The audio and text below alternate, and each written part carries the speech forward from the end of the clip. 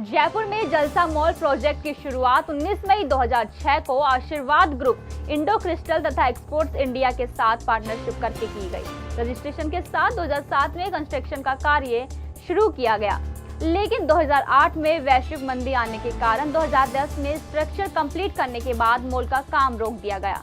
2013 नवंबर को completion certificate जारी किया गया और इससे पहले कि कस्टमर को पोजीशन दे सके उससे पहले ही योजनाबद्ध तरीके से इनके मन में बेईमानी आ गई और फिर 21 फरवरी 2014 को नोटिस भेजकर एग्रीमेंट कैंसिल कर दिया।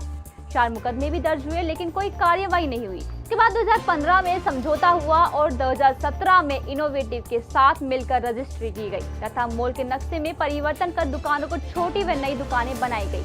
150 करीब फर्जी रजिस्ट्री करवाई गई, जिसके खिलाफ आशीर्वाद ग्रुप में 1.3 करोड़ कार्रवाई की गई, लेकिन प्रशासनिक और राजनीतिक पकड़ रखने वाले सुधीर कुक्कड़ परिवार को गिरफ्तार करने में पुलिस आनाकानी करती रही। 2019 में कोर्ट की वैल्यूएशन रिपोर्ट के मुताबिक 150 करोड़ रुपए का निर्माण कार्य हो चुका था। हालांकि अब सुधीर कुक्कड़ को गिरफ्तार कर लिया गया है। इस पर आम जनता का क्या कहना है, ये देखिए नवतेज टीवी की खास रिपोर्ट में। जानते हैं सभी निवेशकों को न्याय मिलने और अपराधियों को उनकी काली करतूतों की सजा मिलने पर जनता की क्या राय है। फ्रॉड के बारे में तो आप लोगों ने सुना ही होगा।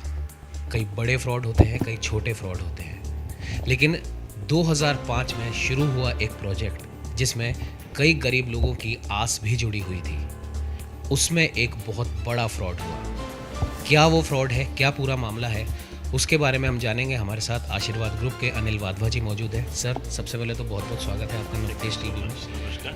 आपसे सर पूरा मामला जानना चाहेंगे, जो जलसा मॉल के फ्रॉड के बारे में जो भी बातें हैं, क्योंकि बाजार में कई प्रकार की अफवाहें हैं, तो उन अफवाहों पर विराम लगाते हुए आपकी तरफ से आप क्या कहना चाहेंगे? देखिए जी, प्रोजेक्ट 2013 में कंप्लीट हो गया था। जैसे ही इस पे रजिस्ट्री लोगों को कराने की बारी आई, जैसे ही हमने चाहा कि हम सबको पोजीशंस दे दें, सुधीर कुक्कड़ जी के पास एक कंपनी है इंडो क्रिस्टल प्राइवेट लिमिटेड, जिसमें हमारी भी पार्टनरशिप है। उन्होंने इलीगल रूप से हमें डायरेक्टरशिप से हटा दिया और बोर्ड रेजोल्यूशन बनाकर एक तरफा कार्रवाई करते हुए हमारी एग्रीमेंट और पावर ऑफ अटॉर्नी को कैंसिल करने का नोटिस दे दिया। अब लीगली तो ये कैंसिल नहीं हो सकती, पर एक नॉर्मल ग्राहक को, एक बाकी जो इन्वेस्टर है, वो घबरा जाता है कि पता नहीं क्या हो गया, कि एकदम से इनके पास कैंसिल है, ये कर पाएंगे कि नहीं कर पाएंगे। तो बस वो बड़े बड़े बैनर्स लगा के उसको बदनाम करने की कोशिश की और हमें वो रजिस्ट्रीज़ और पावर कब्जा देने का मौका ही नहीं मिला। और उसके बाद इन्होंने बार बार इस तरीके की बात करी। कभी कुछ पैसे लेना, अगर हम नक्शा पास कराने जाते हैं तो उसके लिए पैसे देना। कभी ये रिको में चिट्ठी लिख देंगे कि मैं इसका मालिक हूँ, कि अभी इस पर कोई नक्शा किसी और के थ्रू ना पास किया जाए, मैं ही पास करवाऊँगा, सारी जो पत्र व्यवहार है मेरे द्वारा किया जाना चाहिए। ये सारी बातें अभी हमें आरटीआई के थ्रू पता लगी है कि इन्होंने कब किस तरीके से अड़चने पैदा की है, बजाय इसके कि ये हमारी मदद करते। जो इनका एग्रीमेंट है, तो मदद करने की जगह इन्होंने सिर्फ अड़चने पैदा की और सिर्फ ये चाहते हैं कि पूरे मॉल पे कब्जा हो जाए। जितने लोग हैं धीरे धीरे मर ख़त्म हो जाएंगे।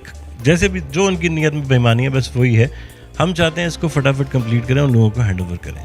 सर, आप इसको लेके आप प्रशासन के पास भी गए शिकायत लेके, प्रशासन की तरफ से क्या रिस्पॉन्स आपको मिल रहा है?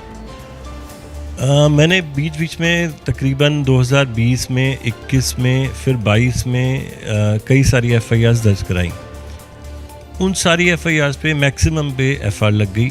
2022 में जो मैंने FIR फरवरी में दर्ज कराई थी, जिसका नंबर है 36/22, उस FIR पे अभी तक कोई कार्रवाई हुई नहीं है।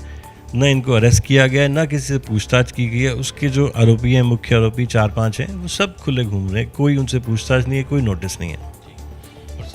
एक बात इसमें ये भी निकल के सामने आ रही है, जैसे कुछ देर पहले आपने भी बताया था कि गरीबों का भी इसमें पैसा लगा है, वो क्या एंगल है सर?